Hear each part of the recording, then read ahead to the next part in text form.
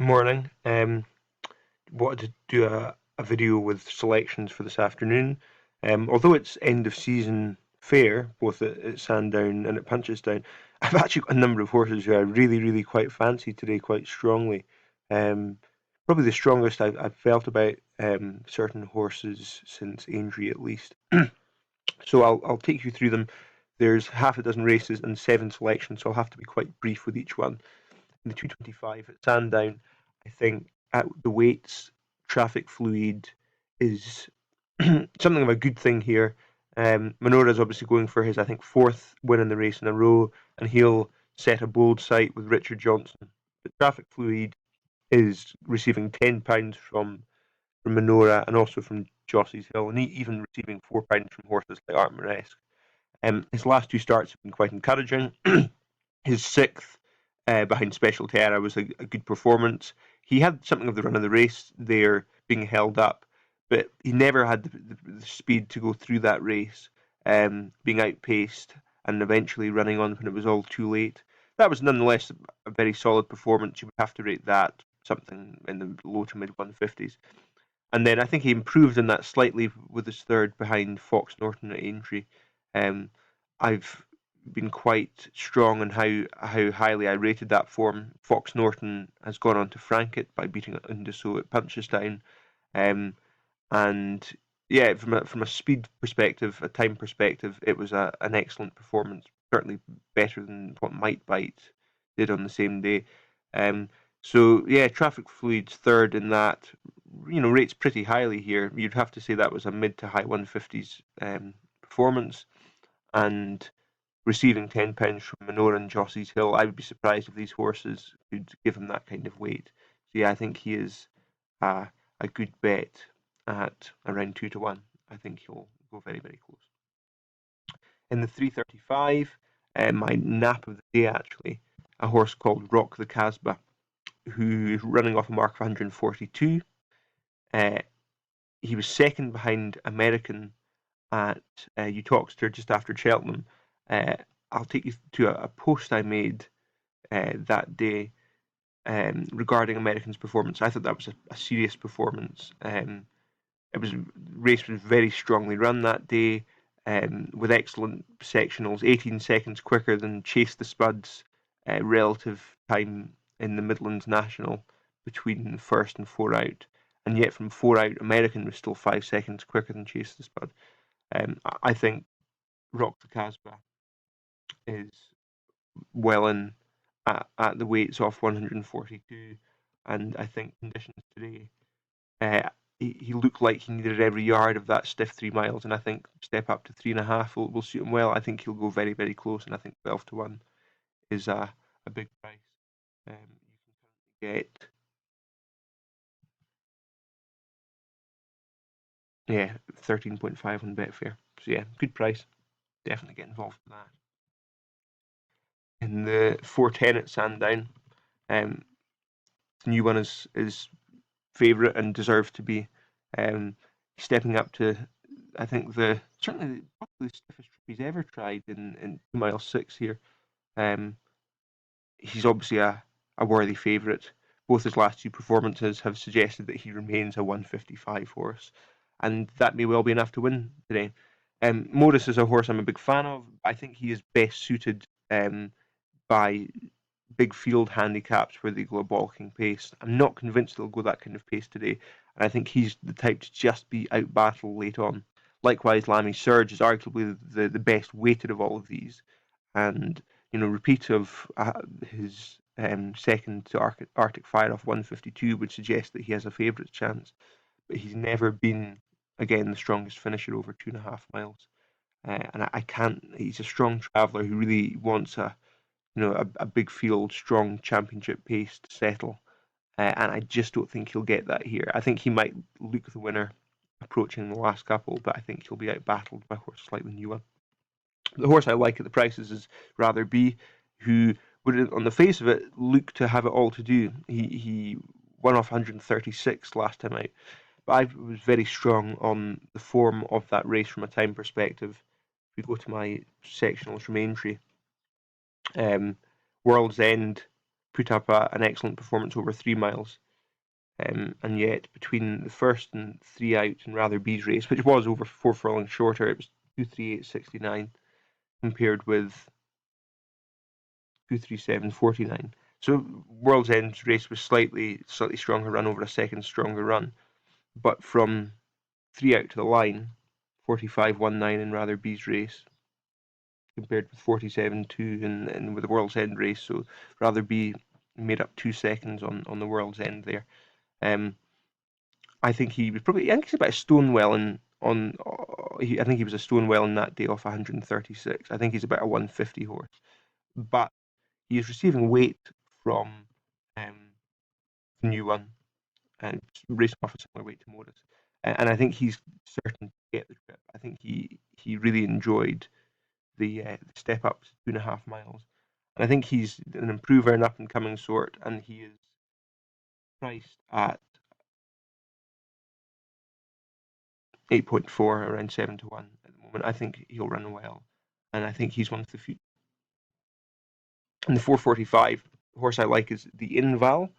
Now he's a risky proposition in that he raced twice over a period of 24 hours at Ayr last weekend, running very well on both occasions, particularly when he was second behind Cloudy Dream. He looked like the winner that day. He made a slight mistake at the last, and I think that second race in as many days just caught up with him. But again, off a mark of 148, you would have to say that performance was, an early 150s type performance. And again, he's run well behind double W's on his third last start in what was a good time performance. And again, ran well off 148 at Ayr on Friday for an excellent second behind Cloudy Dream at over 2.5 miles the following day. I think he's probably an early to mid 150s horse, and I think he's well handicapped on the basis of these performances. The issue with him, of course, is that this is a third race in about a week. It might catch up with him. He might have had enough for the season. But again, at the prices, 10-1 there, you can get probably something similar on Betfair. 12.5 on Betfair. I think you can take a risk at that price because I think if he runs up to the kind of form he did last weekend, he'll be bang there. So over to the sea to Punchesstown. Horse I like there in the 2 mile 4-year-old hurdle is Mega Fortune. I've long been a bit of an apologist for this horse. I'd had a big each way bet on him at Cheltenham and it didn't quite come off. But I think in many respects he was the model winner of that race that day.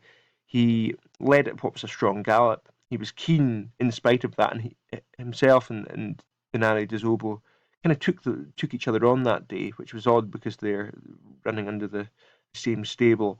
And I mean, he at one stage he looked like he was going to be falling out the back of the TV, but he actually battled on and out-battled Bopan, who'd been given a much more efficient ride. He out-battled him for second, and I think he was certainly the second best horse in that race. But I think in the long term, he may well be the one with most scope. I think he'd probably jump a fence in time. But I think you can get 5-2, 3.55 on Betfair about him, and I would certainly fancy him to turn the tables with Bopam. Land of Hope and Glory is an interesting one, and there's a few other interesting horses here, including the Nano Dizobo, who's sort of lost her way a little bit.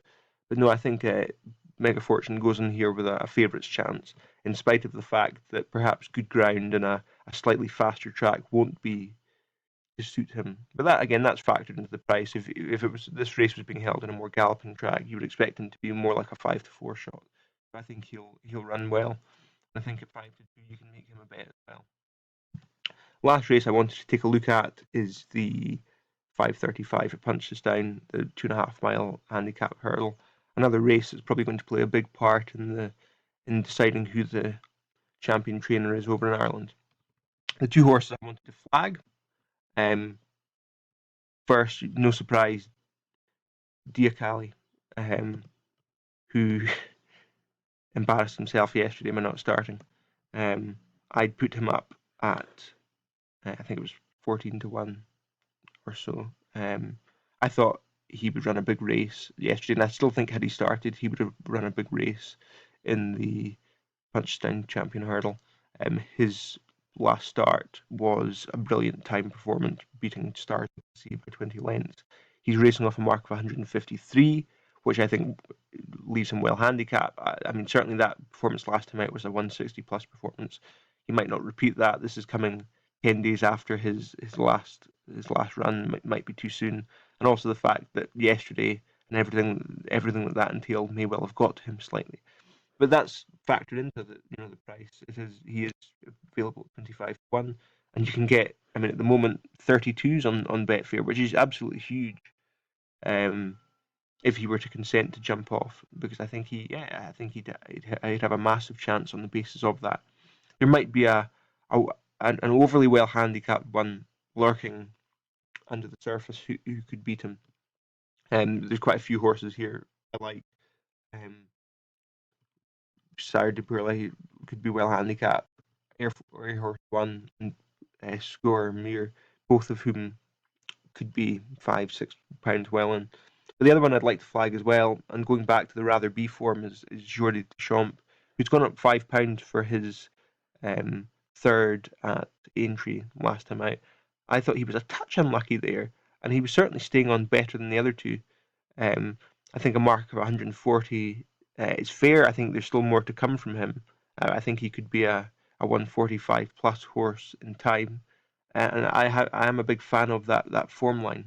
I think Rather B is going to go close to franking it at Sandown. I think mark of 140 would give Geordie Deschamps every chance here as well, and he can be backed at 18.5 currently on Betfair.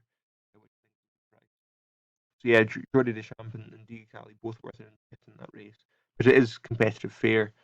I think they'll both give you a run for their money. That is if Diakali consents to jump off this time. Yeah, overall, good day's racing. Looking forward to it. And I am quite keen on quite a few of these horses. I think there's a lot of value to be had in these markets. End of season form is always a bit patchy, but that itself presents its own opportunities, and hopefully we can take advantage of these today. Thanks, guys, and I'll speak again soon.